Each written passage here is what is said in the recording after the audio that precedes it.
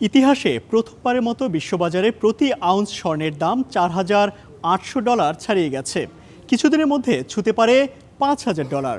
বিশেষজ্ঞরা বলছেন, ইউরোপীয় মিত্রদের উপর অতিরিক্ত শুল্ক আরোপের ট্রাম্পের হুমকিতে বিশ্বে অনিশ্চয়তা বেড়ে গেছে।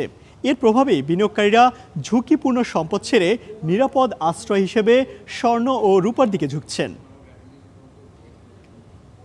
পহেলা ফেব্রুয়ারি থেকে গ্রিনল্যান্ড ইস্যুতে ইউরোপের ৮ দেশের উপর ১০% অতিরিক্ত শুল্ক আরোপের ঘোষণা দিয়েছেন মার্কিন প্রেসিডেন্ট ডোনাল্ড ট্রাম্প। এমন ঘোষণার পরপরই আন্তর্জাতিক বাজারে স্বর্ণের দাম অতীতের সব রেকর্ড ভেঙেছে। বুধবার প্রথমবারের মতো বিশ্ববাজারে স্বর্ণের দাম প্রতি আউন্স $4,800 ছাড়িয়েছে। এক বছর আগে এক আউন্স স্বর্ণের দাম ছিল $2,800, কিন্তু বছর ব্যবধানেই সেই দাম $2,000 বেড়ে দাঁড়িয়েছে আউন্স প্রতি $4,800 উপরে।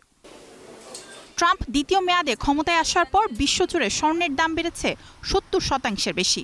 শুধু তাই নয়, বিগত বছরে মার্কিন ফেডারেল রিজার্ভের সুদের হার কমানোর পূর্বাভাস, ফেড গভর্নর লিসা কুককে বরখাস্তের প্রচেষ্টা, দেশে দেশে যুদ্ধ, একের পর এক শুল্ক হুমকি এবং কেন্দ্রীয় ব্যাংকগুলোর স্বর্ণ মজুদ স্বর্ণের দামকে রেকর্ড উচ্চতায় নিয়ে গেছে।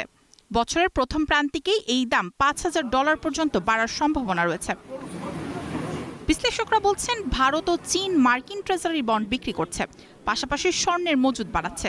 সামনের দিনগুলিতে অনিশ্চিত ভবিষ্যতের জন্য স্বর্ণকে কৌশলগত রিজার্ভ হিসেবে আরও গুরুত্ব দিচ্ছে এই দেশগুলো। মায়াশিকা রহমান, স্টার নিউজ।